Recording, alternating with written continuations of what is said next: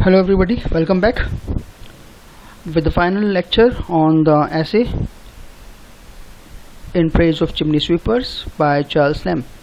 So कल हमने एक एक्सपेरिमेंट किया था, उसके मिले जुले क्या बोलते हैं प्रतिक्रियाएं मिली मुझे। तो हालांकि मैक्सिमम लोगों ने कहा कि ठीक है, लेकिन कुछ लोगों ने कहा कि ये ठीक नहीं है। तो मैं कुछ लोगों का भी जो है बुरा नहीं करना चाह रहा, तो इसलिए हम पहले तरीके से पढ़ेंगे कम से कम ये ऐसे। So here we go. There was clambering and jostling. Clambering and jostling word जो है वो अपन धक्का मुक्की के लिए यूज़ करते हैं ना। तो धक्का मुक्की होती थी, यू मे बी श्योर, इस बात को लेकर निश्चिंत रहे आप, धक्का मुक्की होती थी who should get at first table, कि पहले टेबल पे कौन पहुंचेगा। अब उस पहले टेबल पे, तीनों टेबल पे खाना था, तो पहले टेबल पे पहुंचने का रीज़न, क्यों पहुंचना चाहते थे बच्चे वहाँ पे? Because Rochester in his maddest days could not have done the humors of the scene with more spirit than my friend. The Duke of Rochester, who was known for his humorous and witty sayings, उससे भी ज़्यादा मेरा जो friend था यानी कि James white, वो humerus था। मतलब बच्चे जो हैं वो बाकी के दो सोल्स पे जाने की बजाय पहले वाली सोल पे आना ज़्यादा पसंद करते थे। क्यों? क्योंकि जेम्स वाइट बहुत ही ह्यूमरस था, फनी था, उसको देखकर बच्चों को मज़ा आता था। Okay, after some general expression of thanks for the honour the company had done him, थोड़ा सा जनरल एक्सप्रेशन का मतलब सामान्यतः जो हाय हेलो होता है उसको बोलते हैं, लेकिन यहाँ पर थैंक्स वर्ड यूज़ किया उसने। तो सामान्यतः क्या करता था वो कि शुरुआत में थैंक्स बोलने के बाद उस कंपनी को, कंपनी मतलब बच्चों को, जो ऑनर उस कंपनी ने किया था, जो सम्मान उस कंपनी ने दिया था जेम्स वाइट को, उस सम्मान के लिए वो धन्यवाद बोलता था पहले। सम्मान कौन सा? वहाँ पे आने का। हिज इनॉग्रल सेरेमनी, उसकी सब शुरुआती सबसे सेरेमनी थी, पहली जो उसकी चीज़ थी, वॉज टू क्लैस्प। क्लैश का मतलब क्लच, पकड़ लेना। The greasy waist of old dame Ursula. तो वो जो एक 3 वेट्रेस थी, उनमें से एक वेट्रेस का नाम था यूर्सुला, उसकी जो चिकनी कमर थी, मोटी कमर थी, वो उसको पकड़ लेता था। ओल्ड भी थी वो ना, थोड़ी सी, मतलब इतनी यंग नहीं थी वो। द फैटेस्ट ऑफ द 3, जो उन तीनों में सबसे मोटी थी, दैट स्टूड फ्राइंग एंड फैटिंग, जो तल रही होती थी खाने की चीज़ें, एंड फैटिंग। फैटिंग का मतलब यहाँ पर भला बुरा कहना, कोसना। हाफ ब्लेसिंग हाफ कर्सिंग, वही सेम चीज़ की, आधा तो उसको अच्छा बोल रही है, आधा बुरा बोल रही है। अच्छा क्यों बोल रही है? बिकॉज बच्चों को एंटरटेन करना है, तो दिखावा भी करना ज़रूरी है। थोड़ा सा दिखावा किस चीज़ का? मतलब ऐसा नहीं है कि वो वहाँ की खुश नहीं है, लेकिन जो अभी जेम्स वाइट उसके साथ कर रहा है उससे वो खुश नहीं है, इसलिए वो दिखावा कर रही है कि वो she is half blessing and half cursing, बददुआ देती हुई मनी मन। द जेंटलमैन, और वो जो जेंटलमैन था, ये बोलते हुए, मतलब जो अपना जेम्स वाइट था वो बोलते हुए gentleman, and imprint upon her chest lips a tender salute. ये बहुत भारी भरकम वर्ड यूज़ किए, सिंपल मीनिंग इसका है किस। तो उसके होठों पर वो क्या किस करता था? कौन? James White. Where at the universal host would set up a shout, और उस पर जो यूनिवर्सल हमारा होस्ट था वो जोर से, यानी जेम्स वाइट, वो जोर से शाउट करता था। That tour the concave. Concave word यहाँ पे माउथ के लिए यूज़ किया है, टोर का मतलब खुल जाना, और उससे दांत, मुंह खुल जाया करते थे। While hundreds of graining teeth startled the night with their brightness, और सैकड़ों की संख्या में जो सफ़ेद दांत थे वो अंधेरी रात को भी क्या करते थे? जगमगा देते थे। मतलब बच्चे खुश होते थे इन सब चीज़ों को देखकर, और जेम्स वाइट को पता था कि बच्चे किन चीज़ों से खुश होते हैं। तो पहले वो मजाक में उस मोटी सी जो वेट्रेस थी, इसका नाम था यूर्सुला, उसको पकड़ता था और उसको किस करता था और चिल्लाता था, तो बच्चे इससे खुश हो जाया करते थे। Oh, it was a pleasure to see the sable yonkers lick in the unctuous meat with his more unctuous sayings.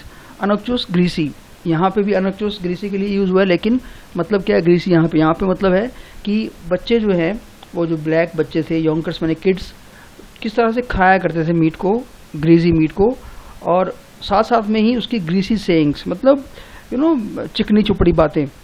How he would fit the titbits to the puny mouths, और वो छोटे छोटे, puny माने छोटा, छोटे छोटे मुंह में वो टुकड़े डाला करता था reserving the lengthier links for the seniors, और जो बड़े लिंक्स थे, बड़े जो टुकड़े थे वो बड़ों के लिए बचा के रखता था।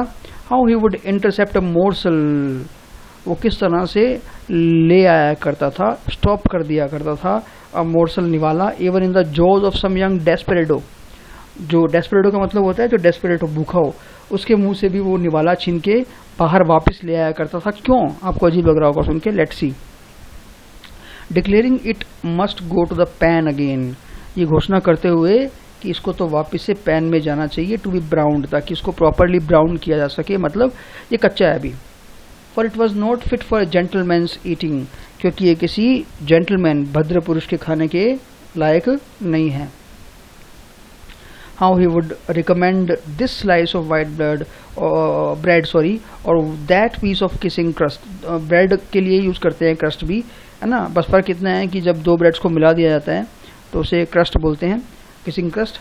तो मतलब कभी किसी को बोलता था कि तुम ये वाली ब्रेड लो, कभी किसी को बोलता था कि तुम वो वाला पीस लो, टू अ टेंडर जुवेनाइल, बहुत ही उस मासूम से बच्चों को, advising them all to have a care of cracking their teeth, और सबको वो सलाह देता था कि अपने दांतों का ध्यान रखना, क्रैक ना हो जाए, टूट ना जाए।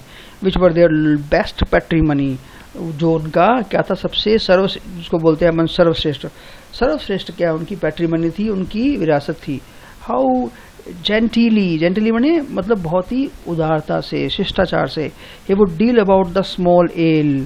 स्मॉल एल देखो बच्चों, वैसे तो एल जो होता है उसको अपन किसको बोलते हैं, बियर को या शराब को, सॉरी शराब के लिए ज़्यादा उचित है, बट यहाँ पे स्मॉल एल वर्ड यूज़ करके वो क्या शो करना चाह रहा है कि it was not actually wine और यू नो लिकर, वो कोई जूस हो सकता है, एप्पल जूस हो सकता है, but we are not sure about that, है ना। सो किस तरह से वो हैंडल करता था उस ड्रिंक को, as if it were wine, जैसे कि वो वास्तव में क्या हो, वाइन हो।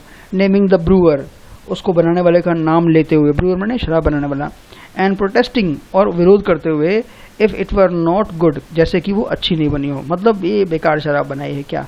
He should lose their custom, और वो उनकी कस्टम को क्या करता था, तोड़ने की कोशिश करता था, with a special recommendation to wipe the lip before drinking, कि भाई बच्चों इसको पीने से पहले अपने होठों को एक बार वाइप कर लेना। तो ये सब बातें जो है ना, और कुछ बातें आगे भी आने वाली हैं, इनका कोई सेंस नहीं होगा एक्चुअली, है ना, या फिर होगा भी तो वो बच्चों को समझ नहीं आ रहा होगा, but these things were just to please the children, because otherwise they didn't have any kind of happiness in their life. So it was their only chance of being happy, once in a year chance we can say, okay. Then we had our toasts, फिर जो toast करते हैं ना हम, cheers types, और वो किस किस के नाम पे, द किंग, द क्लोथ मैंने कपड़ा नहीं, क्लोथ मैंने झंडा, मतलब अपने राजा के नाम पे, अपने फ्लैग के नाम पे, विच वेदर दे अंडरस्टूड और नॉट, जो कि चाहे उनको समझ आए चाहे ना आए, was equally diverting and flattering, बिल्कुल बराबर रूप से ध्यान आकर्षित करने वाला और खुश करने वाला था। And for a crowning sentiment, और एक बिल्कुल उभरता हुआ सेंटिमेंट जो है उसके लिए, विच नेवर फेल, जो कभी फेल नहीं होता था, जो कभी विफल नहीं होता था, वो क्या करता था, आगे बताने वाला हमें, मे the brush supersede the laurel, कि ब्रश जो है वो ऊपर बढ़ जाए, किससे, लॉरेल से। लॉरेल जो है किसका प्रतीक होता है, रॉयलिटी का। ब्रश यहाँ पे किसका प्रतीक है, चिमनी स्वीपर्स का। मतलब ये है कि चिमनी स्वीपर्स जो हैं वो रॉयलिटी से भी ऊपर उठ जाए, है ना, यहाँ तक बोल देता था वो। All these and 50 other fancies, ये और 50 दूसरी काल्पनिक बातें, which were rather felt than comprehended by his guests, जो कि महसूस की जाती थी समझे जाने की बजाय, मतलब समझी नहीं। मैं पहले ही बोल चुका हूँ आपको कि ये बातें जो हैं, क्योंकि वो बच्चे हैं और ऊपर से अनपढ़ भी हैं, मतलब पढ़े लिखे नहीं हैं, बिकॉज बचपन से काम कर रहे हैं, तो जो कोई भी बात थोड़ी सी भी हाई स्टैंडर्ड की होगी वो उनको समझ नहीं आएगी, है ना। But they were actually able to feel the activities और the sayings of James White. Would he utter standing up on tables, वो बोलता था टेबल्स के ऊपर खड़े होके, and prefacing every sentiment with a, और प्रिफेसिंग शुरुआत करना, एवरी सेंटिमेंट प्रत्येक इमोशन की, प्रत्येक बात की, विद अ किससे, gentleman give me leave to propose so and so, कि जेंटलमैन मैं आपकी आज्ञा चाहूँगा ये बोलने के लिए, सो एंड सो, ये और ये, मतलब कुछ भी। Which was a prodigious comfort to the those young orphans, जो कि एक ना नसीब होने वाला कम्फर्ट था उन बेचारे अनाथों के लिए। Every now and then stuffing into his mouth, और बीच बीच में वो क्या करता था, अपने मुंह में चीज़ों को ठूसता रहता था। For it did not do to be squeamish on these occasions, तो मतलब इन ओकेजन्स पे ऐसा करना, स्क्रीमिश का मतलब होता है ऐसी कोई भी चीज़ जो आपको बुरा फील करवाए। किस सेंस में, कुछ आप खाओ और आप सिक फील करने लगो, उल्टी आने लगे आपको। तो लेकिन यहाँ पर मतलब क्या है इसका, कि इन ओकेजन्स पे ऐसा करना, अपने मुंह में ठूसना ज़बरदस्ती, कोई बुरी बात नहीं थी। मतलब क्या है इसका, इसका मतलब ये है कि बच्चों को खुश करने के लिए वो ऐसा करता था। Which indiscriminate pieces of those reeking sausages, reeking smelling, smell आती है जिनसे, अब ये बुरी नहीं हो सकती, अच्छी भी हो सकती है। तो जो जितने भी सॉसेजेस थे, जो तरी वगैरह थी, वो बिना किसी भेदभाव के अपने मुंह में डालता रहता था कुछ भी। विच प्लीज देम माइटिली, जो उनको बहुत ज़्यादा खुश करता था। एंड वॉज द सेवरीएस्ट पार्ट, और सबसे अच्छा हिस्सा था, यू मे बिलीव, आप विश्वास कर सकते हैं, ऑफ द एंटरटेनमेंट, उस एंटरटेनमेंट का सबसे अच्छा हिस्सा था ये, जो पूरे दिन भर वो फील करते थे, या पूरी पार्टी के दौरान, पूरी फीस्ट के दौरान जो वो फील करते थे। Golden lads and lasses must as chimney sweepers come to dust. Now these two lines are taken from William Shakespeare's play Cymbeline, Cymbelline, Cymbeline, और इसमें गडेरियस नाम का एक कैरेक्टर है, मैं यहाँ पर लिख देता हूँ।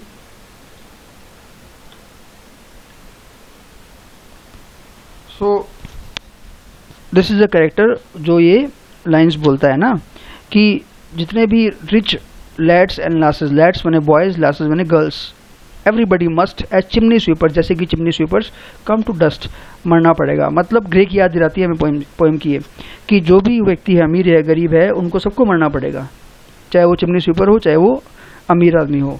तो ये पार्टी खत्म हो गई और हमारी बात भी खत्म हो गई। James white is extinct, James white अब नहीं है, is dead. And with him, और उसके साथ ही, दीज सपर्स हैव लॉन्ग सीज्ड, ये रात्रि के जो भोजन है, ये फीस्ट है, ये पहले से ही बंद हो गए हैं, बहुत लंबे समय से बंद हो गए हैं। He carried away with him, अपने साथ ले गया वो, half the fun of the world when he died, इस संसार का आधा आनंद जब वो मरा। Of my world at least, कम से कम मेरे संसार का तो। His old clients look for him among the pens, बहुत ही इमोशनल लाइन्स हैं ये, कि उसके जो पुराने क्लाइंट्स हैं, मतलब चिमनी स्वीपर, जो उसके फीस्ट पे आया करते थे, look for him among the pens, उन बाड़ों में, उन सूरों के बाड़े में जहाँ जिनके पास में ये पार्टी हुआ करती थी, वो ढूंढते हैं उसको। एंड मिसिंग हिम, और उसको वहाँ ना पाकर, reproach the altered feast of Saint Bartholomew, Saint Bartholomew की जो फीस्ट है उसको रिप्रोच करते हैं, कोसते हैं। क्यों? क्योंकि उस फीस्ट में उनके लिए खाना नहीं है, खाना तो सिर्फ जेम्स वाइट उनके लिए प्रोवाइड करवाता था। And the glory of Smithfield departed for ever, और जो स्मिथफील्ड की जो ग्लोरी थी, जो शान थी, जो कि जेम्स वाइट के पार्टी देने से और उस पार्टी में बच्चों के आने से आती थी, इट इज़ वैनिश्ड नाउ, वो अब चली गई है। So this was the essay, pretty emotional, pretty personal, and Charles Lamb as usual talking to his readers and showing the display or displaying his pathos and humor. Now humor, जहाँ जहाँ आपको हंसी आई थोड़ी बहुत, वो ह्यूमर था। जहाँ जहाँ आपको रोना आता है, जैसे लास्ट ये पैराग्राफ है, it is his display of pathos. So this was the essay and be ready for the test everybody. Thank you so very much. मिलते हैं नेक्स्ट वीडियो में।